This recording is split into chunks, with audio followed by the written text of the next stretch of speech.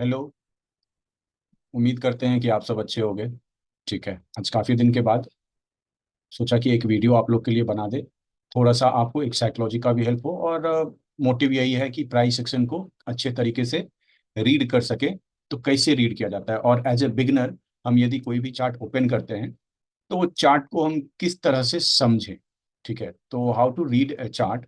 तो जैसे हमने प्रीवियस में भी कुछ वीडियो बनाए हैं, कि उसी तरह से एक केस स्टडी करते हैं अपटेक का, जिसका मैंने आज ग्रुप पे शेयर भी किया है। ठीक है, तो हम ये डेली का टाइम फ्रेम है। डेली टाइम फ्रेम में आप यहाँ पे देखोगे कि इस स्टॉक ने जो करंट में फॉल होना चालू हुआ है, वो आपको ऑल टाइम हाई से हो रहा है। आप यहाँ पे क्लियरली देख सकते हो कि इसका जो ऑल टाइम हाई प्रीवियसली था वो ये पॉइंट है। ठीक है, 320.92 एंड 320.92 से ऊपर इसने रिसेंट में क्लोजिंग देके ऊपर प्राइस सस्टेन भी किया है 2023 में, और काफी टाइम तक ऊपर ट्रेड भी किया है। उसके बाद आप देख रहे हो कि एक कंटिन्यूअस फॉल होते जा रहा है, कंटिन्यूअस फॉल होते जा रहा है, और प्राइस आप देखो 422 से अभी आके इसने लो जो बनाया है वो नियर अबाउट 200 का लो बनाया हुआ है। तो हम सब कुछ देखेंगे एक तरफ से, लास्ट में हम ये भी कंक्लूड करेंगे कि क्या हमारा बेस्ट एंट्री रहेगा, क्या क्या पॉसिबल सिनारियो बन सकते हैं आगे आने वाले समय में। बट फिलहाल मेरा ये मोटिव है कि एक बिगनर चार्ट को कैसे रीड करे। हो सकता है कि थोड़ा उसको डिफिकल्टी होगा कि आगे हम पॉसिबिलिटी सिनारियो कैसे कर सकें, अपनी स्टडी को किस तरीके से कैसे इंप्रूव करें। तो उसका सबसे आसान तरीका जो मैंने खुद अपने में एक्सपीरियंस किया है, कि मैं क्या करता था कि पास्ट में जो प्राइस एक्शन बने हैं उसको रीड किया करता था। जैसे पास्ट में इसने जो यहाँ से मूव दिया है, इस पॉइंट से लेके पूरा मूव दिया है और ऑल टाइम हाई तक गया है।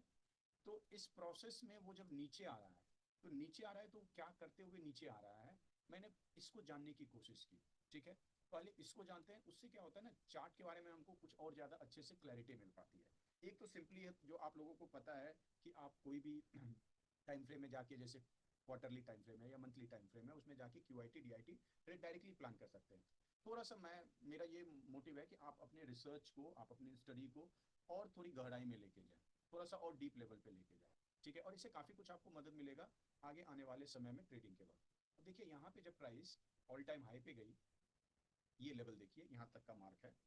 इसको मैं एक वर्टिकल लाइन ड्रॉ कर देता हूँ यहाँ पे। ठीक है, आपको क्लियरली दिख रहा होगा ये वर्टिकल लाइन। इसको मैं थोड़ा बोल्ड भी कर दे रहा हूँ। जब प्राइस इस कैंडल ने हाई बनाया तो इसने कितने का हाई बनाया, इस पे प्रेस कीजिए, आपको हाई दिख जाएगा 422.82 का। ठीक है, 422 422.82 का इसने हाई बनाया है। आफ्टर दैट आप देखोगे तो यहाँ पे गैप थ्योरी के अकॉर्डिंग आपका एक ट्रेड तो यहीं पे बन जा रहा है। गैप के साथ ये बेस कैंडल है, बेस कैंडल के बाद अच्छी खासी एक्सप्लोजिव रैली कैंडल है, एक्साइटिंग कैंडल है। ठीक है, तो एक ट्रेड यहीं पे बन जा रहा है। लेकिन आप यहाँ पे क्या देख रहे हैं कि ये डेली का जो डिमांड जोन है ये टूट चुका है।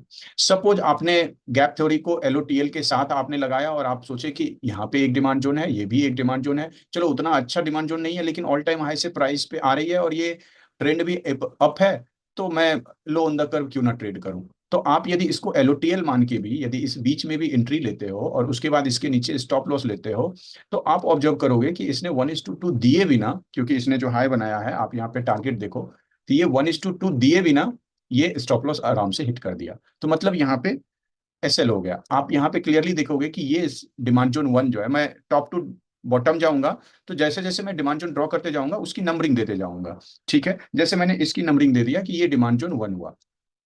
ठीक है, उसके बाद मैंने इसकी नंबरिंग दे दिया कि ये डिमांड जोन टू हुआ। आप मे बी एलओटीएल और गैप थ्योरी के अकॉर्डिंग इस दोनों को एक साथ कंसिडर करके आप इस पे ट्रेड प्लान कर सकते थे। जनरली हम ऐसा करते हैं, ये कंसेप्ट हमने सीखा है। ठीक है, लेकिन आपने देखा कि इस दोनों डिमांड जोन के स्टॉप लॉस हो चुके हैं।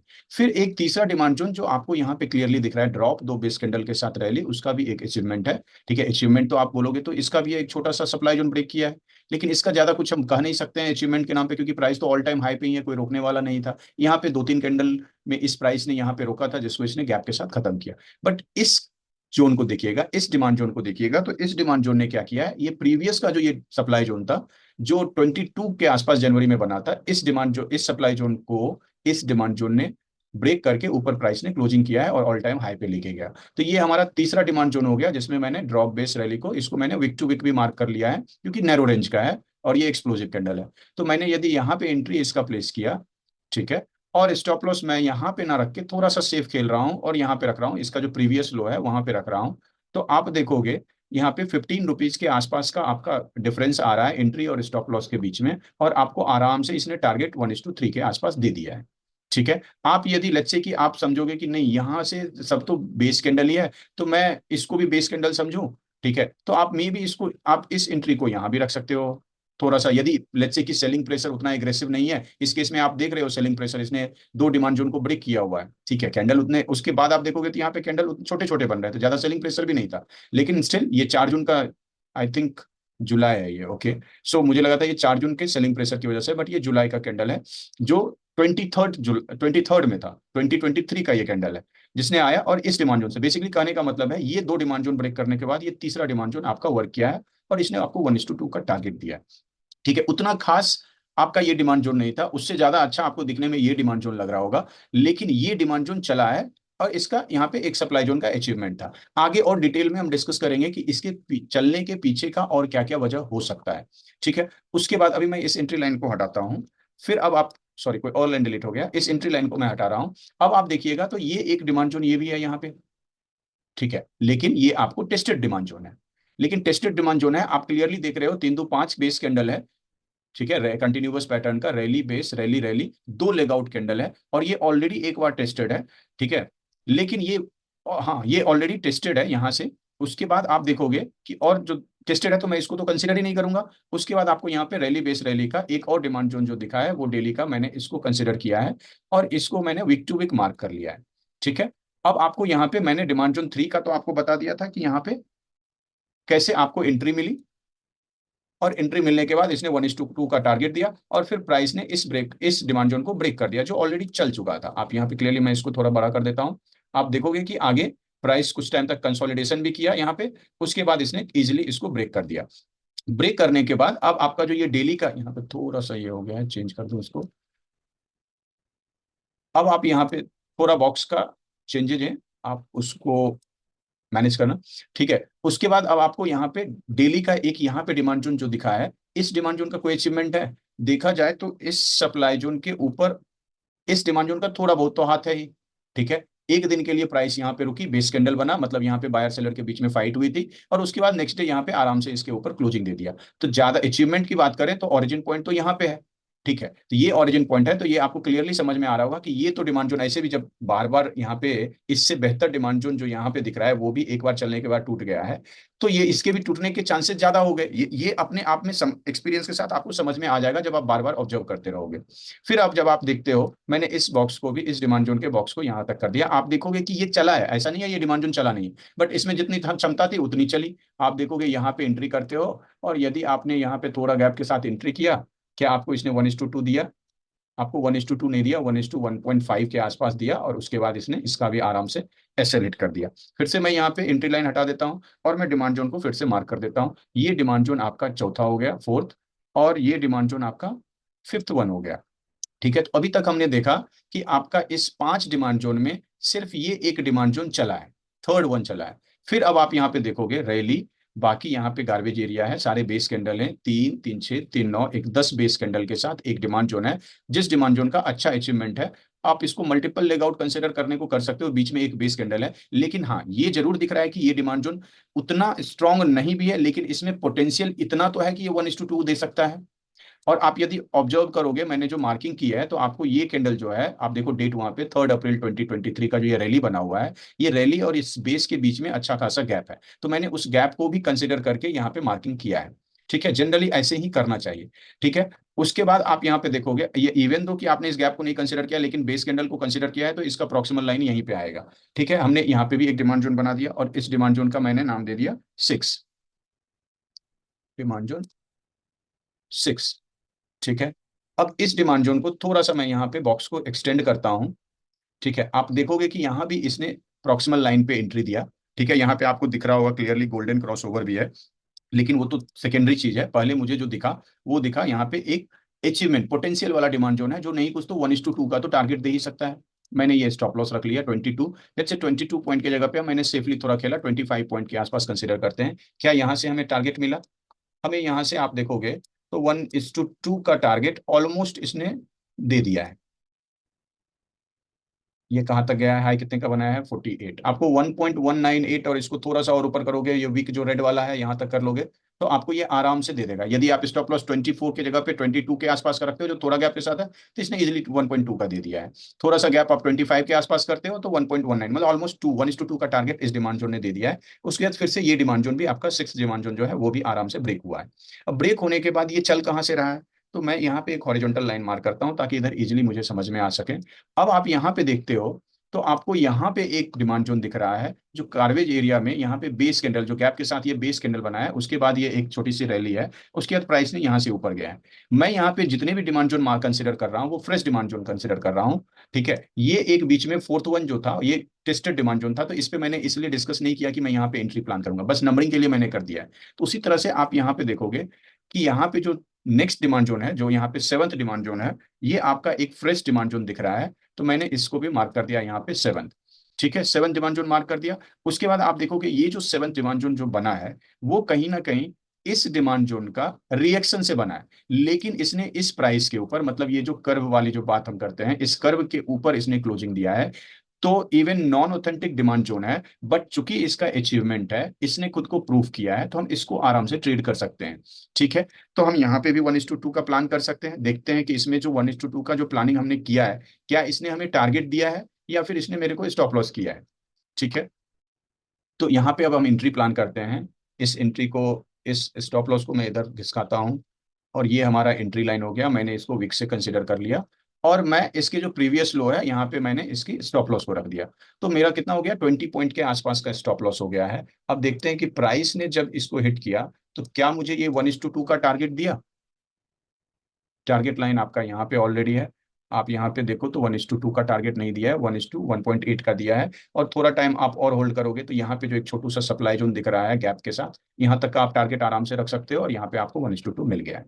ठीक है, तो ये आपका सेवन डिमांड जोन ने भी आपको एंट्री दिया और 1:2 का टारगेट दे दिया है। अब आप देखोगे कि यहाँ पे क्लियरली आपको दिख रहा है इस चार्ट में कि इधर डिमांड जोन ब्रेक हो रहे हैं या फिर 1:2 का टारगेट देने के बाद ब्रेक हो रहे हैं, but at the end break तो हो ही रहे हैं। बट यहाँ पे आप देखो, ऑब्जर्व करोगे तो ये जो एक यहाँ पे डिमांड जोन आपको क्लियरली दिख रहा है बहुत सारे बेस कैंडल के बाद, इसको क्या पढ़ेंगे, ये गार्बेज एरिया ही है। यदि मैं इसको मार्क भी करूं इस तरीके से, ठीक है, इस पूरे बॉक्स को मैंने यदि इस तरीके से मार्क किया, और इस बॉक्स को मैं थोड़ा सा बढ़ाता हूं आपको, ठीक है, और मुझे इसको इंक्रीज करना पड़ेगा।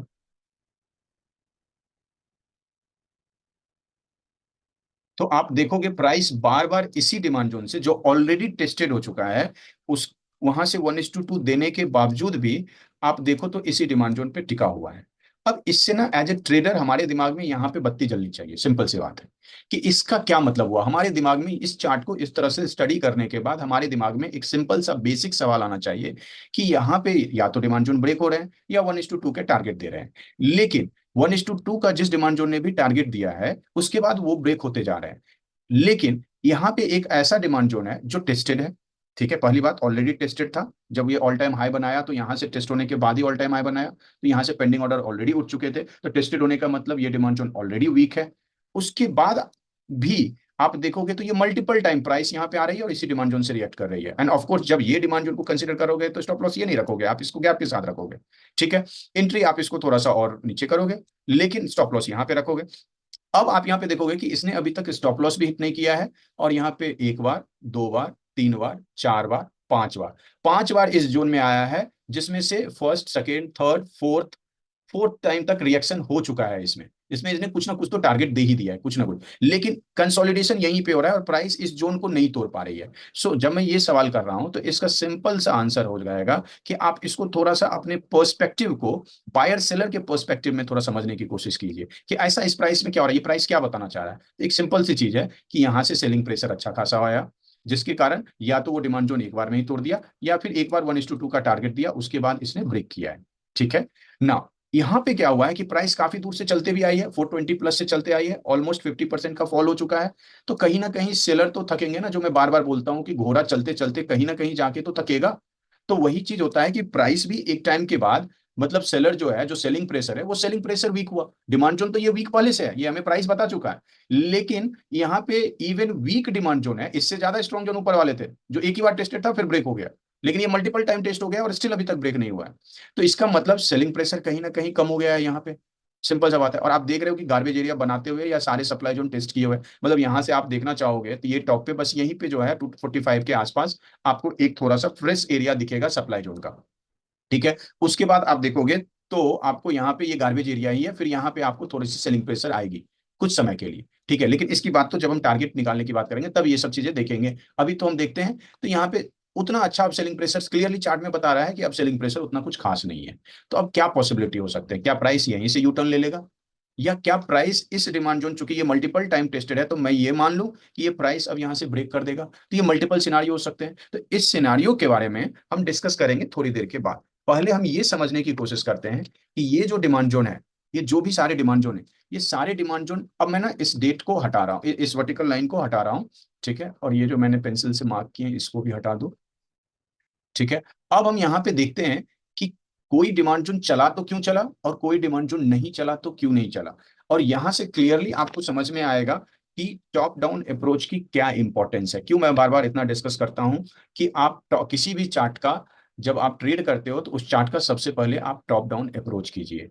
ठीक है। तो अब आप यहाँ पे क्लियरली मैं एक बात आपको बताते चलूं क्लियरली यहाँ पे कि जब मैं जाऊंगा यहाँ पे, अभी daily time frame top down approach है तो अभी ज्यादा नहीं, बस इसका नेक्स्ट टाइम फ्रेम जो बड़े टाइम फ्रेम है मैं वीकली के टाइम फ्रेम पे जाता हूँ। ठीक है। और वीकली के टाइम फ्रेम पे मैं जाके इसी चार्ट को, आप यहाँ जो हाई मारा है ये 420 प्लस इस पूरे मूव में, तो मैंने इसकी स्टडी डेली टाइम फ्रेम में की है कि कैसे कौन सा डिमांड जोन चला है और कौन सा डिमांड जोन नहीं चला है, उसकी डिस्कशन हमने किया है। और अभी हम वीकली टाइम फ्रेम में आके अब ये ढूंढने की कोशिश करते हैं कि डेली में कोई डिमांड जोन चला है तो क्यों चला है और कोई नहीं चला है तो क्यों नहीं चला। और इसी से आपको वो भी आंसर मिल जाएगा कि टॉप डाउन अप्रोच क्यों इतना इंपॉर्टेंट है। ठीक है। तो अब इसको समझने की कोशिश करते हैं। तो पहले हमने वीकली टाइम फ्रेम में गया, और वीकली टाइम फ्रेम में आप अगेन ये जो कैंडल बनाया है 2 जून का, ठीक है, 2 जून का जो कैंडल है जिसपे मैं वर्टिकल लाइन ड्रॉ किया हूं, उसके लेफ्ट में आप देखिए कितने सारे, क्योंकि अभी मैं कंसीडर करके चल रहा हूं कि प्राइस यहाँ पे है। ठीक है। प्राइस यहाँ पे, तो यहाँ पे कितने सारे डिमांड जोन है, तो आपको यहाँ पे दिखेगा कि वीकली का जो ये डिमांड जोन है, एक छोटी सी ये रैली है, फिर सारे ये बेस कैंडल है, फिर रैली एंड रैली है। ठीक है। आप मानो तो यहाँ पे जो लेग आउट कैंडल, या फिर आप इस तरह से मान सकते हो कि ये लेगिन है और ये सारे बेस कैंडल है। ठीक है। ये सारे बेस कैंडल है और ये रैली रैली है, आप इस तरह से भी कंसिडर कर सकते हो। और आप इसको स्मॉल यदि मानना चाह रहे हो तो रैली और ये 3 बेस कैंडल के साथ 7/7 का ये लोकेशन आपको दिखेगा। ठीक है। हमने इसको इस तरह से वीकली के डिमांड जोन को मार्क कर लिया। रादर दिन मैं एक काम करता हूँ, इस बॉक्स को ना मार्क करके मैं इसको पेंसिल यहाँ पे मार्क कर देता हूँ। ठीक है। एक ये वीकली का आपको डिमांड जोन क्लियरली दिख रहा है, और दूसरा आपको वीकली का जो डिमांड जोन है यहाँ पे इस डिमांड जोन से जो टेस्टेड डिमांड जोन ये है, मैंने इसके बेस कैंडल से लोकेशन में मार्क कर रहा हूँ। ठीक है। तो लोकेशन मैंने इसको मार्क कर लिया कि ड्रॉप, और ये 3 2 5 बेस कैंडल के साथ आपको यहाँ पे रैली है, इस सप्लाई जोन को खत्म करते हुए ये प्राइस ऑल टाइम हाई पे गई है। ठीक है। तो मैं इसको मार्क किया, और मैंने क्या किया, इसको भी मैं यहाँ पे आपको पेंसिल से सर्कल कर देता हूँ। ठीक है। अब मैं यहाँ पे एक नेक्स्ट जो डिमांड जोन आएगा, आपको यहाँ पे आपको क्लियरली दिखेगा कि यहाँ पे रैली और 2 बेस कैंडल के साथ एक छोटी सी एक्साइटिंग कैंडल बनाई है। ठीक है। काइंड ऑफ बेस कैंडल ही है, बट मैंने इसको रैली कंसिडर किया है। आप देखोगे ये डिमांड जोन ऑलरेडी टेस्टेड है, ये डिमांड जोन ऑलरेडी यहां से टेस्टेड है। ठीक है। लेकिन एक पॉइंट मैं और देना चाह रहा हूं कि आप यहां से देखो, तो इस बेस कैंडल के बाद इसने 2 रैली कैंडल बनाई है। ठीक है। अब आप इसको बेस कैंडल समझो, तो आप इसको डिमांड जोन मार्क कर सकते हो, एक डिमांड जोन ये, तो ये आपको चला हुआ दिखेगा, क्लियरली चला हुआ दिखेगा। ठीक है। और आपको यहाँ पे ये जो है, ये दोनों एक दूसरे से टेस्टेड है, तो उतना अच्छा तो डिमांड जोन है नहीं है। ठीक है। लेकिन मैं इसको मार्क कर रहा हूं, उसके पीछे के कुछ वजह है जो आगे आगे मैं डिस्कस करूंगा, इसलिए मैं इसको मार्क कर रहा हूं। तो अब आप यहाँ पे क्या करते हैं कि यहाँ पे मैंने यहाँ पे एक पेंसिल मार्क कर दिया, और फिर एक यहाँ पे पेंसिल मार्क कर दिया। ठीक है। और क्लियरली यहाँ पे तो आपको 4 बेस कैंडल वाला एक डिमांड जोन तो दिख ही रहा है, और उसका ओरिजिन यहाँ पे है, तो मैंने इस सर्कल से इसको यहाँ पे भी मार्क कर लिया। अब मैंने वीकली में सारे जो भी डिमांड जोन हमें दिखे, चाहे वो वीक थे या स्ट्रॉन्ग थे, मैंने वीकली के सारे डिमांड जोन को सर्कल में पेंसिल से मार्क कर दिया। अब चलते हैं डेली के टाइम फ्रेम। अब डेली के टाइम फ्रेम में जब आप जाते हैं और ये आंसर ढूंढने की कोशिश करते हैं कि किसी का एसएल हुआ तो क्यों हुआ, और किसी का नहीं हुआ तो क्यों नहीं हुआ, अब आप देखोगे कि जो मैंने पहला जो वीकली का डिमांड जोन का जो सर्कल किया था, आपको यहाँ पे दिखेगा कि यहाँ पे ये जो थर्ड डिमांड जोन है, ये थर्ड डिमांड जोन आपको क्लियरली वीकली के डिमांड जोन से कोइंसाइड करते हुए दिख रहा है। ठीक है। और चूंकि इस डेली के डिमांड जोन को बड़े टाइम फ्रेम वीकली के डिमांड जोन का सपोर्ट है, तो ये कोइंसाइड कर रहा है। और आप ये सीखे हुए हैं कि ऐसे डिमांड जोन स्ट्रांग होते हैं, बाकी सब कुछ तो अच्छा ही है, drop base base and rally, 6/7 का एरिया हो गया आपका एग्जीक्यूशन का। यदि डेली में आप एंट्री करते हो 125 मिनट में भी जाके कर सकते हो, मैं यहाँ डेली ही लेके चल रहा हूँ, तो ड्रॉप बेस बेस रैली का आपको यहाँ पे एक एरिया मिल गया 6 आउट ऑफ 7 का, जो कि वीकली के टाइम फ्रेम के साथ, वीकली के डिमांड जोन के साथ कोइंसाइड भी कर रहा है। तो आपको ये प्लस पॉइंट मिल गया। ठीक है, उसके साथ आपको यहाँ पे अचीवमेंट भी है, प्राइस को ऑल टाइम हाई पे ले जाने के लिए रिस्पॉन्सिबल है ये डिमांड जोन, तो ये भी रीजन मिल गया। ठीक है, तो यहाँ से आपको 1:2 मिल गया, लेकिन ये सिंगल था, ये अकेला था बेचारा, इसको किसी चीज का सपोर्ट नहीं था, ना ही बड़े टाइम फ्रेम का सपोर्ट था, डिमांड जोन 1 को, डिमांड जोन 2 को। इसीलिए बार बार मैं आपको बोलता हूं कि अभी सिर्फ आप as a beginner coincide level को ही ट्रेड करें, विदाउट कोइंसाइड लेवल को अवॉइड करें। ठीक है, उसको बस ऑब्जर्व करें। ठीक है, तो आपको ये थर्ड डिमांड जोन चलता हुआ दिखा, फोर्थ तो हमने कंसीडर ही नहीं किया था क्योंकि ये टेस्टेड था। ठीक है, तो टेस्टेड था तो ये टूट गया, तो इसमें कोई बड़ी बात नहीं है। फिर अब आपका रहा फिफ्थ वन। अब फिफ्थ वन में आप देखोगे कि यहाँ पे आपको 1:2 का टारगेट नहीं दिया था, मतलब इसने भी स्टॉप लॉस से हिट किया ये डिमांड जोन ने, तो इस डिमांड जोन भी, तो ये भी तो कहीं कोई इनसाइड नहीं है, नहीं तो पेंसिल से यहाँ भी मार्क रहा था, तो इसने भी स्टॉप लॉस हिट किया क्योंकि इसको भी बड़े डिमांड जोन का सपोर्ट नहीं है, ना ही इसको सब 1 को था, ना 2 को था, और ना ही फिफ्थ को था, इसलिए 1 to 5 तीनों ने एसएल खाए। लेकिन थर्ड को और फोर्थ को वीकली के डिमांड जोन का सपोर्ट था, लेकिन फोर्थ ऑलरेडी टेस्टेड था, तो इसलिए हमने सिर्फ थर्ड को ट्रेड किया। ठीक है, और जब top down approach, conservative approach, aggressive approach आपको समझ में आता है, तो बाय डिफॉल्ट आप 1 और 2 को ट्रेड ना करके आप थर्ड को ट्रेड करोगे। सो ऑलरेडी या तो आप करते 1 2 3 तीनों ट्रेड करते, तीनों ट्रेड करते तो दो में स्टॉप लॉस खाते, एक में आपको 1:2 का टारगेट मिलता। लेकिन जब आप टॉप डाउन अप्रोच समझते हो, ठीक है, तो आप इस 1 और 2 को अवॉइड करते और फिर थर्ड को ही आप ट्रेड करते, और थर्ड को ट्रेड करते तो आपका एक्यूरेसी लेवल जो होगा यहीं पे इंक्रीज हो गया। थ्री, मतलब 1 आउट ऑफ 3 होना और 1 आउट ऑफ 1 होना, दोनों में एक्यूरेसी में तो डिफरेंस आ ही जाएगा। उसके बाद अब नेक्स्ट आपका ये हो गया फिफ्थ वाला, इसने भी स्टॉप लॉस खा लिया। फिर अब आप यहाँ पे देख रहे हो कि मैंने ये सर्कल भी मार्क किया है वीकली के टाइम फ्रेम पे, तो ये भी कोइंसाइड लेवल हो गया वीकली का। जैसे इसका सिनारियो था वैसे ही इसका भी सिनारियो है, इसका भी अचीवमेंट था, इसका भी अचीवमेंट है। हाँ, ऑफ कोर्स बेस कैंडल के मामले में देखा जाए तो ये आपको नहीं है, 7 आउट ऑफ 7 का लेवल नहीं है, लेकिन आप इसमें बेस कैंडल वाले स्कोरिंग में यदि जीरो भी देते हैं फिर भी 5 आउट ऑफ 7 का ये लेवल आ गया, 4 आउट ऑफ 7 के भी लेवल आ गया। लेकिन 4 आउट ऑफ 7 का भी लेवल आने के बाद आप यहाँ पे देखो कि प्राइस कहाँ से गिर के आ चुकी है, मतलब 420 से 250 पे आ गई है। तो सेलिंग प्रेशर उतना ज्यादा तो नहीं होगा, 40% गिरने के बाद सेलिंग प्रेशर ऑफकोर्स कम हो जाता है बाय डिफॉल्ट। ठीक है, तो उसके बाद आप इसको, और यहाँ पे आपको गोल्डन क्रॉसओवर मिल रहा है। ठीक है, ऑप्शनल के रूप में आपको यहाँ पे गोल्डन क्रॉसओवर मिल गया, तो आप यहाँ पे एंट्री किए, यहाँ पे नीचे स्टॉप लॉस रखा, यहाँ से आराम से आपको 1:2 का टारगेट मिल गया होगा। ठीक है, ये वाला 1:2 का टारगेट दे दिया, क्यों दिया, क्योंकि इस डेली के डिमांड जोन को वीकली के डिमांड जोन का सपोर्ट था। ठीक है, अब इसी चीज को यदि आगे बढ़ाएं, तो आप अब यहाँ पे सेवंथ वाला डिमांड जोन भी आप देख लीजिए, सेवन डिमांड जोन जो हमने मार्क किया था, ये भी बता दिया हूं कि ये क्यों दिया, क्योंकि यहाँ पे सर्कल मैंने मार्क किया, यहाँ पे वीकली का डिमांड जोन था, कोइंसाइड लेवल था, तो इसने भी, जबकि ये नॉन ऑथेंटिक डिमांड जोन था लेकिन कोइंसाइड था और अचीवमेंट था, तो इसने भी 1:2 का टारगेट दिया। अब यही demand zone multiple time tested भी है, स्टिल ये प्राइस को होल्ड किए हुए है, इसके बारे में मैंने बोला है कि आगे हम डिस्कस करेंगे। ठीक है, जिसके बारे में मैंने बताया भी कि ये इसका सिंपल सा मतलब है कि सेलिंग प्रेशर यहाँ से क्या हो गया, कम हो गया है, वीक डिमांड जोन भी प्राइस को होल्ड कर ले पा रहा है, इसका मतलब सेलिंग प्रेशर काफी ज्यादा कम हो चुका है। ठीक है, तो वहां से पॉसिबिलिटी सिनारियो बनी थी, दो सिनारियो, तो वो दो सिनारियो क्या क्या है इसके बारे में हमने बोला कि आगे डिस्कस करते हैं। बट अभी जो हम सवाल ढूंढ रहे थे, सवाल का जवाब जो ढूंढ रहे थे कि क्यों ऐसा क्यों हुआ कि इतने सारे डिमांड जोन के एसएल हिट हुए और कुछ डिमांड जोन के एसएल नहीं हिट हुए, तो यहाँ से क्लियरली आपको दिख गया कि जिस डिमांड जोन, जो डिमांड जोन को इनसाइड लेवल का डिमांड जोन होता है, वो डिमांड जोन कंपेरेटिवली स्ट्रांग होता है, और वो नहीं कुछ होगा तो आपको 1:2 का टारगेट तो मैक्सिमम टाइम जनरली दे देता है। ओके, और थोड़ी सी अपने रिसर्च को थोड़ा सा और आगे लेके जाते हैं। अब मैंने वीकली टाइम फ्रेम पे जो सर्कल मैंने मार्क किया था, अब मैं क्या कर रहा हूं कि टाइम फ्रेम को थोड़ा सा बड़ा कर रहा हूं, और जब टाइम फ्रेम को मैं बड़ा कर रहा हूं तो मंथली टाइम फ्रेम में आने के बाद अब मैं यहां से एक और डिमांड जोन ड्रॉ कर रहा हूं मंथली का। आपको क्लियरली दिखेगा कि यही डिमांड जोन है मंथली का, जिसने प्राइस को ऑल टाइम हाई पे लेके गया है, और उसने इस सप्लाई जोन को और इस सप्लाई जोन को, दोनों सप्लाई जोन को इसने ब्रेक किया है। ठीक है, एक मंथली का डिमांड जोन यहाँ पे दिख रहा है आपको, दूसरा मंथली का डिमांड जोन आपको यहाँ पे दिख रहा है। ठीक है, उसके बाद तो आपको यहाँ पे एक गार्बेज एरिया, यहाँ पे एक डिमांड जोन आप कंसिडर कर सकते हैं। ठीक है, ये एक तीसरा डिमांड जोन है, लेकिन ये प्राइस काफी नीचे चले जा रहा है, तो मैं अभी इसको नहीं कंसिडर कर रहा हूं, सिर्फ मैं इसी दोनों डिमांड जोन की बात करता हूं। ठीक है, तो अभी आप, जब मैंने सर्कल से मंथली में मैंने मार्क किया है, अब इसको डेली के टाइम फ्रेम में जाके देखते हैं। तो डेली के टाइम फ्रेम में अब जहां पे हमारा कॉमन हो जाएगा, जहां पे मुझे मंथली का, वीकली का और डेली का तीनों टाइम फ्रेम के डिमांड जो कोइंसाइड कर रहे हैं, वहां पे 3 पेंसिल से सर्कल मार्क होंगे, सॉरी 2 पेंसिल से सर्कल मार्क होंगे और एक बॉक्स होगा। तो अब यहाँ पे देखते हैं। ठीक है, यहाँ पे आप देखोगे, यहाँ पे तो एक ही है, तो मतलब ये जो थर्ड वाला चला था तो वीकली का कोइंसाइड कर रहा था। लेकिन जब यहाँ पे आप देखोगे कि ये आपको मल्टीपल बेस कैंडल है, यहाँ पे जो 4 आउट ऑफ 7 का लेवल हम कंसिडर कर रहे थे, उस डिमांड जोन को, डिमांड जोन नंबर 6, इसको वीकली के साथ साथ मंथली के भी डिमांड जोन का सपोर्ट मिला हुआ है। ठीक है, और जब मंथली के डिमांड जोन का इसको सपोर्ट मिला हुआ है, तो ये भी एक वजह बनी यहाँ से 1:2 देने का। इवन तो सेलिंग प्रेशर था, प्राइस अच्छी खासी नीचे आ रही थी, फिर भी यहाँ से 1:2 टारगेट क्यों दिया? ये डिमांड जोन क्यों चला? क्योंकि इसको मंथली के भी डिमांड जोन का सपोर्ट है, वीकली के भी डिमांड जोन का सपोर्ट है, और डेली में एग्जीक्यूशन पे आपको गोल्डन क्रॉसओवर दिख ही रहा है। ठीक है, उसके बाद अब हम आते हैं नेक्स्ट स्टडी पे। ठीक है, अब यहाँ पे देखते हैं, तो ये वाला जो मंथली का डिमांड जोन है, ये मंथली का डिमांड जोन आपको जो ये क्लियरली नहीं दिख रहा होगा, उसको मैं थोड़ा छोटा करूं। ठीक है, अब आपको क्लियरली दिख रहा होगा, इसी मंथली के डिमांड जोन में आपको दो डिमांड जोन आते हुए दिख रहे हैं, एक आपको बॉटम लेवल पे है और एक आपको मिड में है, मंथली के डिमांड जोन के मिड में है। ठीक है, तो ये भी आपको 1:2 का टारगेट दिया और ये भी आपको 1:2 का टारगेट दिया।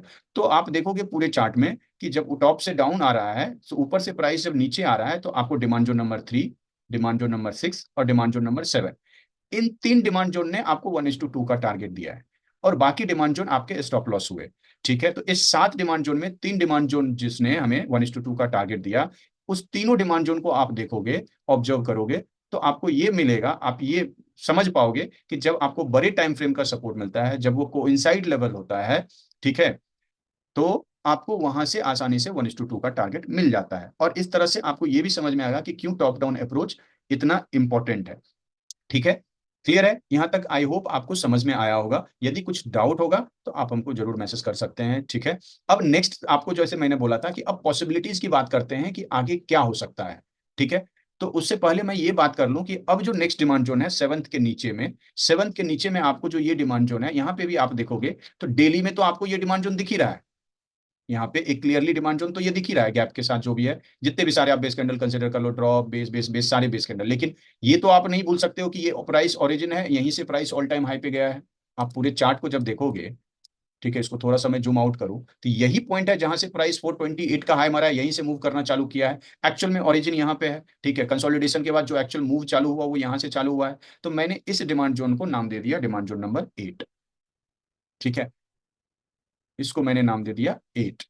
अब मैं यहाँ से थोड़ा सा चार्ट से क्लीन कर रहा हूँ, डिलीट करता हूँ इन सबको, ताकि आपको क्लियरली दिखे, ताकि मैं आगे अच्छे से उसको एक्सप्लेन कर पाऊँ। अब मैं ये मंथली के जो मैंने सर्कल किया है इसको मैं डिलीट कर रहा हूँ, ये जो वीकली वाला है इसको भी मैं डिलीट कर रहा हूँ। ठीक है, ताकि आपको चार्ट पे थोड़ा क्लीन दिखे। ठीक है,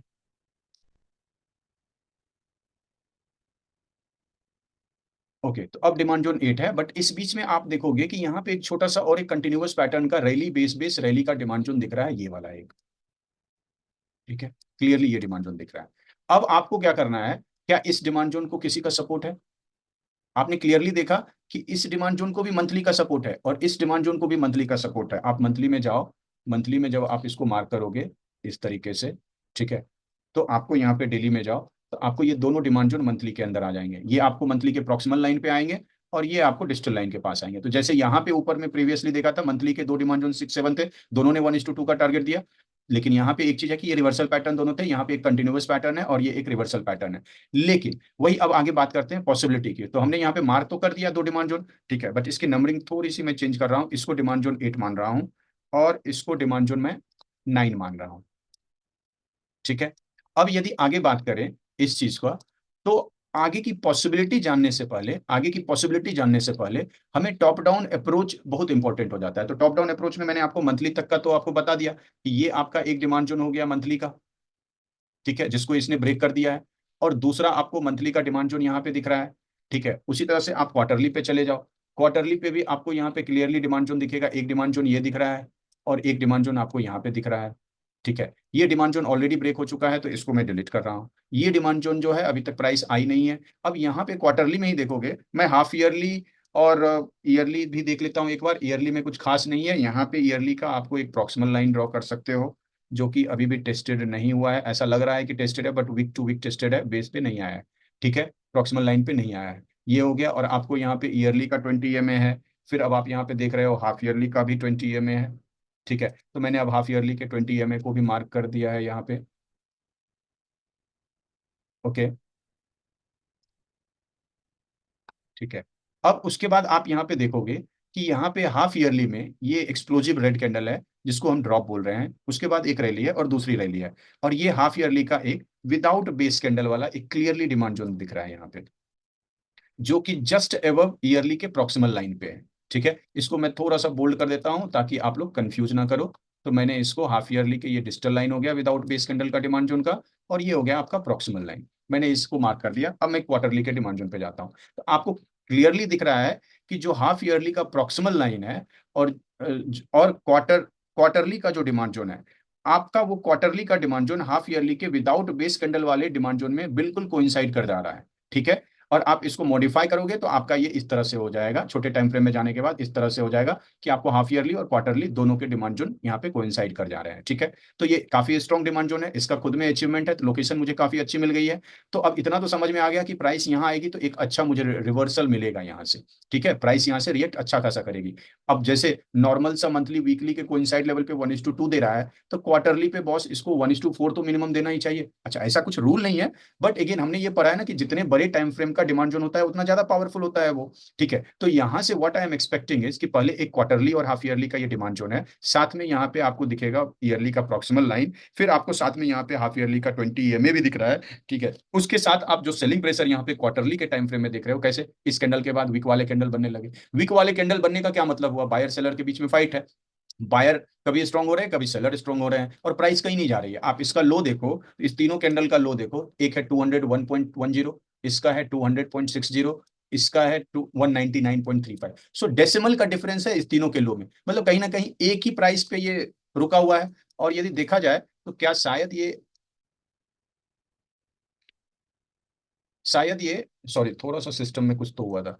ठीक है, शायद ये आपको, नहीं, ये अभी तक विक को भी टेस्ट नहीं किया है, तो हो सकता है अब इसमें सेलिंग प्रेशर उतना बचे ना, तो ये विक से भी चलने की कोशिश करे। बट मैं जब पॉसिबल सिनारियो की बात कर रहा हूं, तो मैं अब छोटे टाइम फ्रेम पे जाके थोड़ा सा एग्जीक्यूशन ढूंढने की कोशिश करता हूं कि आपको हाफ ईयरली क्वार्टरली का डिमांड जोन दिख गया है। ठीक है, अच्छा, उसके बाद टारगेट डिसाइड करने के लिए ऊपर में क्या टारगेट होगा, तो ऊपर में जो सेलिंग पॉइंट हमें दिखा है, एक तो यहीं तक है, इसको छोटे टाइम फ्रेम में हम जाके देखते हैं। लेकिन एज ऑफ नाउ जो हमें दिख रहा है, एक तो यहाँ पे डायरेक्टली क्वार्टरली के डिमांड जोन से जा रहा है, तो क्वार्टरली के सप्लाई जोन तक तो मेरा टारगेट होना चाहिए। ठीक है, अब क्वार्टरली का यहाँ पे कहीं कोई सप्लाई जोन वाला स्ट्रक्चर तो बनाया ही नहीं है, तो ये विदाउट बेस कैंडल का जो क्वार्टरली का सप्लाई जोन स्ट्रक्चर बना हुआ है, मैंने इसी को मार्क कर लिया है। ठीक है, कि ये क्वार्टरली का आपको सप्लाई जोन का स्ट्रक्चर हो गया विदाउट बेस कैंडल वाला। ठीक है, इसको मैंने मार्क कर लिया, और मैं ये रेफरेंस लाइन कि यहाँ से ये हाईएस्ट पॉइंट है जहां से फाइनल सेलिंग आई है और प्राइस अभी भी डाउन है। ठीक है, अब क्वार्टरली के बाद मंथली में चलते हैं। ठीक है, मंथली में आप ट्रेंड देखो, ट्रेंड क्या है, मंथली में आप देखोगे इसने एक डिमांड जोन को ही ब्रेक किया है, दूसरा डिमांड जोन पे आया ही नहीं है अभी तक। ठीक है, तो साइडवेज हो गया आपका मार्केट, ये मंथली के टाइम फ्रेम में तो साइडवेज हो गया। क्वार्टरली के डिमांड जोन में आपका एग्जीक्यूशन टाइम फ्रेम वीकली का होगा, इंटरमीडिएट टाइम फ्रेम मंथली का होगा। तो मंथली में आप देखोगे कि टॉप से आते हुए इसने पहला मंथली का डिमांड जोन, यहाँ ट्रेंड तो हम इंटरमीडिएट टाइम फ्रेम में देखेंगे, तो पहला मंथली का डिमांड जोन इसने ब्रेक किया है, और दूसरे डिमांड जोन पे अभी आया नहीं है। तो मंथली में ट्रेंड अभी क्या है, साइडवेज है। ठीक है, डाउन ट्रेंड नहीं हुआ है, साइडवेज टू अप ट्रेंड ही बोल सकते हैं, लेकिन आपको यहाँ पे डाउन ट्रेंड नहीं कंसिडर कर सकते हो। अब वीकली पे आते हैं, तो वीकली पे आपको यहाँ पे क्लियरली दिख रहा होगा एग्जीक्यूशन। आप देखोगे कि प्राइस ने कहाँ तक लो मार चुका है, वहां तक का तो पेंडिंग ऑर्डर उठ ही चुका है, तो ये रहा आपका प्राइस ने लो किया मारा है। अब इसको आते हैं थोड़ा सा यहाँ देखते हैं। अब देखिए, ये यहाँ पे जो स्टार्टिंग में मैंने जो डिलीट कर दिया, कि मैंने बोला था आपको कि इसको मैं मार्क करूंगा, ये आप देखना बाद में मैं इसको बताऊंगा कि मैं इसको क्यों मार्क कर रहा हूँ। तो इसको मार्क करने के पीछे का यही वजह है कि ऐसे ही लेवल ट्रैप लेवल होते हैं, यही मैं आपको बताने की कोशिश कर रहा था, इसलिए मैंने बोला कि मैं आपको बाद में बताऊं। ये एक ट्रैप लेवल होता है कि इसने क्वार्टरली के डिमांड जोन को ब्रेक कर दिया है, मंथली के डिमांड जोन को ब्रेक कर दिया है, और उसके छोटे डिमांड जोन जो है वीकली के डिमांड जोन, वही वीकली का डिमांड जोन इस प्राइस को अभी तक होल्ड करके रखा हुआ है, इस वीकली के डिमांड जोन को इसने अभी तक ब्रेक नहीं किया है। ठीक है, तो इसलिए मैंने इसको मार्क किया था। अभी फिलहाल मैं इसको डिलीट करता हूं, ट्रैप लेवल से काफी टाइम तक प्राइस ने होल्ड कर लिया है। ठीक है, अब यहाँ पे यदि एंट्री मैं बनाना चाहूँ, तो अब एंट्री यहाँ पे वीकली टाइम फ्रेम में कहाँ पे बनता है, तो आप देखोगे यहाँ पे एंट्री बनाओगे तो ये रैली हुआ, ये बेस कैंडल है, बेस कैंडल है, बेस कैंडल है, बेस कैंडल है, चार बेस कैंडल है, उसके बाद एक लेगआउट है, फिर दो बेस कैंडल है, फिर थोड़ी सी एक रैली है, फिर सारे बेस कैंडल ही है। लेकिन तो क्या आपको दिख गया 7/7 का लोकेशन नहीं, एरिया एग्जीक्यूशन नहीं है वीकली में। ठीक है, ओके, लेकिन ये क्वार्टरली और हाफ ईयरली का डिमांड जोन है, ये भी नहीं, ये भी समझ रहे हैं। दूसरा चीज हम ये समझ रहे हैं कि यहाँ पे 20 EMA भी आ रहा है हमारे एग्जीक्यूशन पॉइंट पे। तो हमने क्या किया है, आपको मैं बताया हुआ 20 EMA रहे या गोल्डन क्रॉस ओवर रहे, तो आप एंट्री थोड़ा ऊपर उसके कर दीजिए। तो ऐसे आप एंट्री यहाँ पे बनाते 175 के आसपास। अब आप एंट्री जो बना रहे हैं वो सारे बेस कैंडल को भी कंसिडर करके उसके प्रॉक्सिमल लाइन पे 189 के आसपास एंट्री प्लान कर रहे हैं। आपका स्टॉप लॉस क्या हो जाएगा, तो आपका स्टॉप लॉस ये हो गया, यही जो बेस कैंडल है इसके नीचे थोड़ा सा गैप देके आप यहाँ पे 40 पॉइंट का स्टॉप लॉस आपने डाल दिया। ठीक है, अब इसमें हमारा टारगेट क्या हो सकता है। अब टारगेट की बात करें, तो अब यहाँ पे सिनारियो, मल्टीपल सिनारियो बनते हैं, दो सिनारियो है।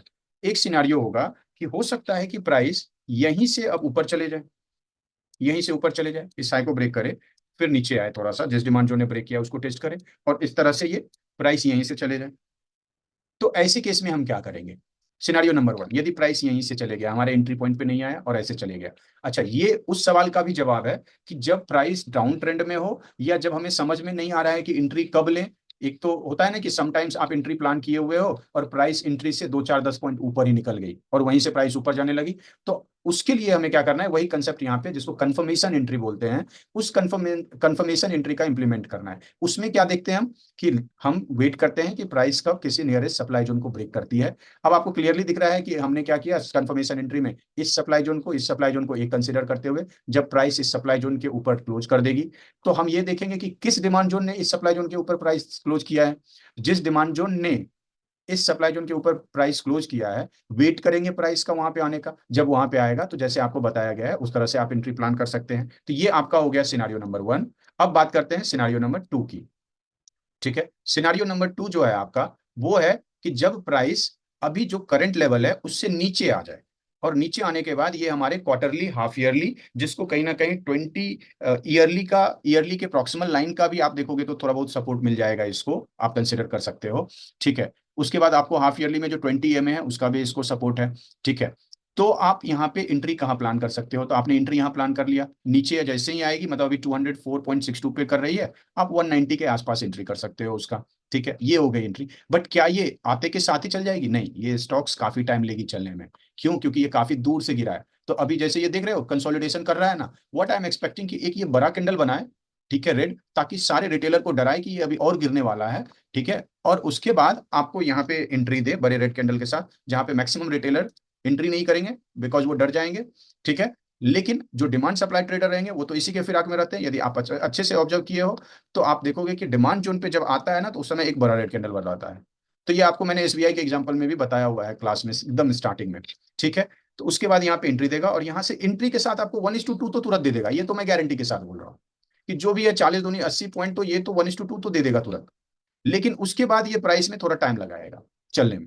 ठीक है, फिर प्राइस आपको चलेगी, कंसोलिडेशन भी हो सकता है मे बी, आए यहाँ तक, उसके बाद यहाँ से जाए 1:2 दे, उसके बाद ये आपको फिर आएगा नीचे, फिर जाएगा ऊपर, फिर आएगा नीचे, फिर जाएगा ऊपर, एंड फिर फाइनली हो सकता है कि यहाँ पे थोड़ा टाइम रुकने के बाद इसको ये ब्रेक करे, इसको यहाँ पे इस तरह से ब्रेक करे। ठीक है, अब हमको डिसाइड क्या करना है, टारगेट क्या हो सकता है। एक तो मैंने 1:2 एज ए ट्रेडर का मैंने आपको बता दिया। ठीक है, अब यहाँ पे थोड़ा सा समझने की कोशिश कीजिएगा। ये जो एंट्री होती है ना, ये जो प्री प्लान्ड एंट्री जो हमने किया है, ये प्री प्लान्ड एंट्री हम करते हैं जब ट्रेंड अप है या बड़ी टाइम फ्रेम का आपको सपोर्ट मिल रहा है, जैसे यहाँ पे है, तो आप एंट्री प्लान कर लेते हैं। लेकिन ये एंट्री प्लान करने का तरीका जब 50% फॉल होके प्राइस आ रही है, तो ये जनरली इन्वेस्टर माइंडसेट का होता है।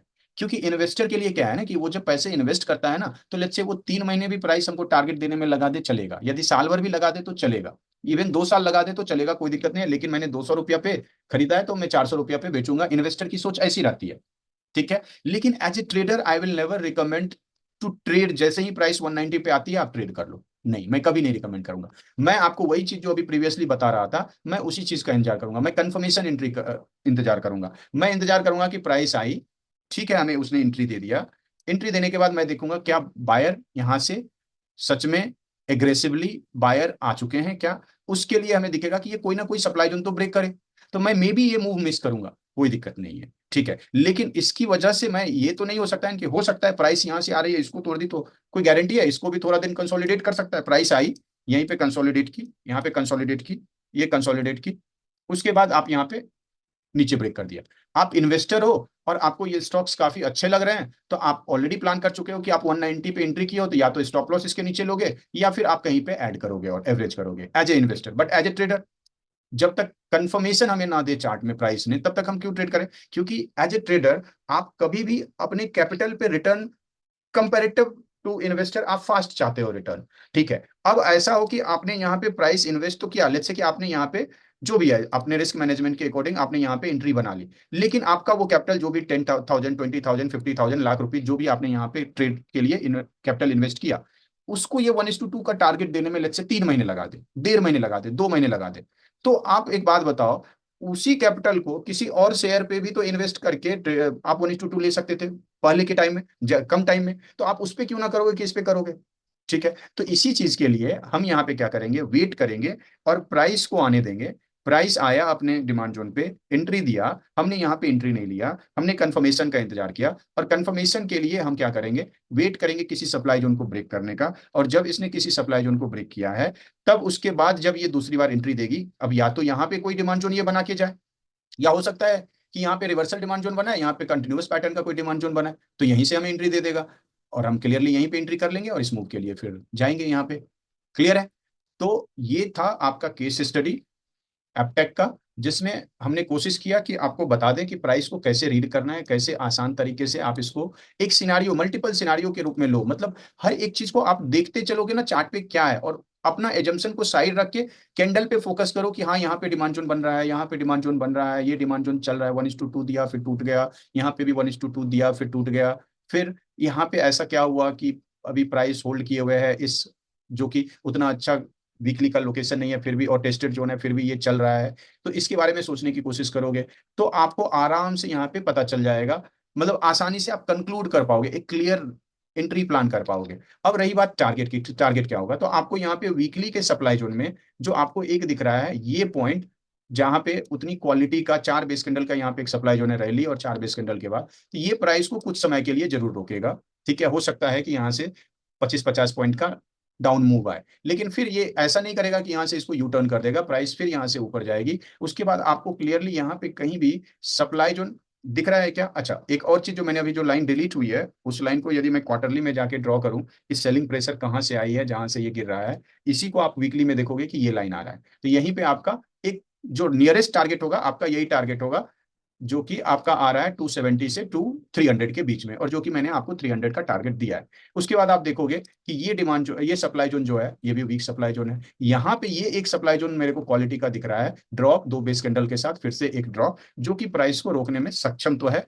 तो ये हो गया आपका दूसरा टारगेट इसके आसपास। बट हो सकता है कि बायर यहाँ से थोड़ा एग्रेसिव हो, तो वो डायरेक्टली यहाँ पे आके रुके, जो आपको क्वार्टरली का प्रॉक्सिमल लाइन दिख रहा था विदाउट बेस कैंडल में, यहाँ पे आके रुके। तो मैंने 300 का टारगेट दिया है, दूसरा टारगेट 350 का, और तीसरा टारगेट जो आपका हो जाएगा वो आपका यहाँ पे आपको क्लियरली दिख रहा है, ये ओरिजिन है पूरे मूव का, ये ओरिजिन है, तो यहाँ से प्राइस पोटेंशियल ये रखता है कि ये फिर 400 से ये ऑलमोस्ट 300 पे आ जाएगा, इस तरह से ये फॉल दे सकता है। तो ये एक एरिया हो गया कि आप 300 पे, 350 पे और 400 के आसपास में आप अपना टारगेट बुक कर सकते हो। ठीक है, इसको आप वीकली टाइम फ्रेम पे मैंने टारगेट आपको बता दिया, थोड़ा सा आप मंथली टाइम फ्रेम पे भी चले जाओ, तो यहाँ पे आप देखोगे क्लियरली ड्रॉप बेस ड्रॉप, तो यही एक डिमांड जोन है यहाँ पे। ये एक आपको मंथली का डिमांड जोन हो गया, जो क्वार्टरली के विदाउट बेस कैंडल से कोइंसाइड कर रहा है। आपको ये मंथली का डिमांड जोन टेस्टेड ही दिख रहा है, ये भी टेस्टेड ही है, यहाँ से आएगा तो एक ये पॉइंट आपको जो वीकली में दिखाया गया है कि ठीक है, कि वो आपका नियरेस्ट टारगेट हो सकता है।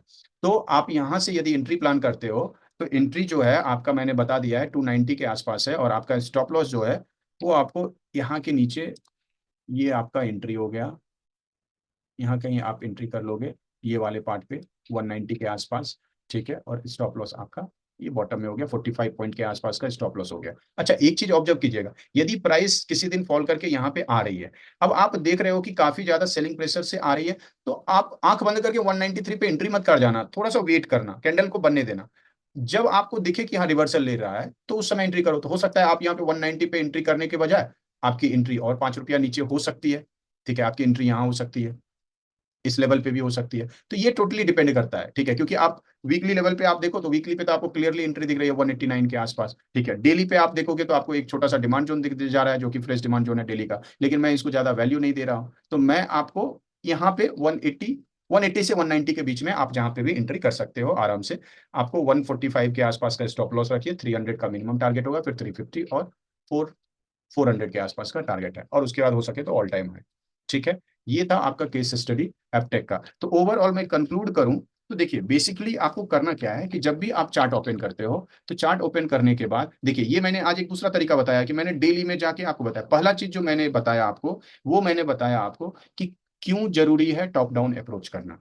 ठीक है, इसके लिए मैंने पहले क्या किया कि डेली के टाइम फ्रेम में जितने भी डिमांड जोन थे, प्राइस जब टॉप से फॉल की है, तो कौन सा डिमांड जोन चला, कौन सा डिमांड जोन नहीं चला, और जो डिमांड जोन नहीं चला उस वो सिर्फ डेली में ही डिमांड जोन था, उसको कोई भी बड़े टाइम फ्रेम का सपोर्ट नहीं था। लेकिन जो डिमांड जोन आपको चला है उसमें आपने क्लियरली देखा कि उसको मंथली का, वीकली का, कहीं कहीं पे आपको क्वार्टरली के भी डिमांड जोन का सपोर्ट रहा, तो इसलिए उसने 1:2 का टारगेट दिया। तो इससे हमें ये समझ में आ गया। अब यहीं पे देखिए कि आपको 9 डिमांड जोन दिख गए। यदि 9 डिमांड जोन में आप एंट्री प्लान करते हो, 9 में 2 टेस्टेड था तो 7 डिमांड जोन हुआ। 7 डिमांड जोन में एंट्री करते तो आपको एक इसमें एसएल मिला, दूसरा इसमें एसएल मिला, इसको मैंने कंसिडर नहीं किया था, फिर इसमें एसएल मिला, ये तीसरा था, ठीक है। उसके बाद आपको एसएल नहीं मिला, 3 में तो एसएल खाते। लेकिन जब आपने टॉप डाउन अप्रोच किया तो आप ये दोनों को ट्रेड नहीं करते, इसको ट्रेड करते, इसको तो कंसिडर ही नहीं किया, फिफ्थ को भी आप नहीं करते ट्रेड, फिर आप सिक्स को ट्रेड करते, सेवंथ को ट्रेड करते, एट्थ में तो प्राइस आई नहीं है। तो आप यहाँ पे देखिए कि 3 ही ट्रेड फिर कर पाते, 3, 6 और 7, और इस तीनों के आपको एक्यूरेसी 100% मिल गई 1:2 के टारगेट के रूप में। तो ये सबसे इंपॉर्टेंट पॉइंट होता है कि जब आप टॉप डाउन अप्रोच करके ट्रेड करते हो, जब आप स्टडी टॉप डाउन अप्रोच के थ्रू करते हो, तो आप अपनी एक्यूरेसी को इंप्रूव कर सकते हो। और इसीलिए मैं बोलता हूँ कि टॉप डाउन अप्रोच, आप जो 60% एक एवरेज ट्रेडर को एक प्रो ट्रेडर बनाने के लिए ये कंसेप्ट बहुत इंपॉर्टेंट है कि आपकी एक्यूरेसी, यदि आप 10 में 6 ट्रेड आप सफल हो रहे हो, तो अब आप 10 में 8 ट्रेड सफल हो गए। ये पावर है आपका टॉप डाउन अप्रोच का, ठीक है। तो पहला पॉइंट हमने ये समझा। दूसरा पॉइंट हमने ये समझा कि कैसे हम मल्टीपल सिनारियोज बना सकते हैं चार्ट पे, ठीक है। कि क्या हो सकता है यदि करंट, कैसे एंट्री प्लान करें यदि करंट मार्केट प्राइस से ही स्टॉक्स ऊपर जाना चालू कर दे, और व्हाट इफ यदि 50% से ज्यादा फॉल हो चुका है, तो फिर सिनारियो नंबर 2 कि हमारे क्वार्टरली या बड़े टाइम फ्रेम के डिमांड जोन पे हमें एंट्री दे, तो हम उसको कैसे ट्रेड प्लान करें। तो एज ए ट्रेडर कैसे प्लान करें और इन्वेस्टर कैसे प्लान करें। ट्रेडर में हम कंफर्मेशन एंट्री का वेट करेंगे, उससे क्या होगा कि हमारा जो कैपिटल होगा वो कम टाइम में रिटर्न जनरेट करेगा। Investor, as price approach to demand zone, तो आप वहां पे जो एंट्री प्लान किए हुए हैं उस तरह से आप एंट्री ले लीजिए। तो होपफुली ये वीडियो आपको हेल्प किया होगा समझने में, ठीक है। चलिए, थैंक यू।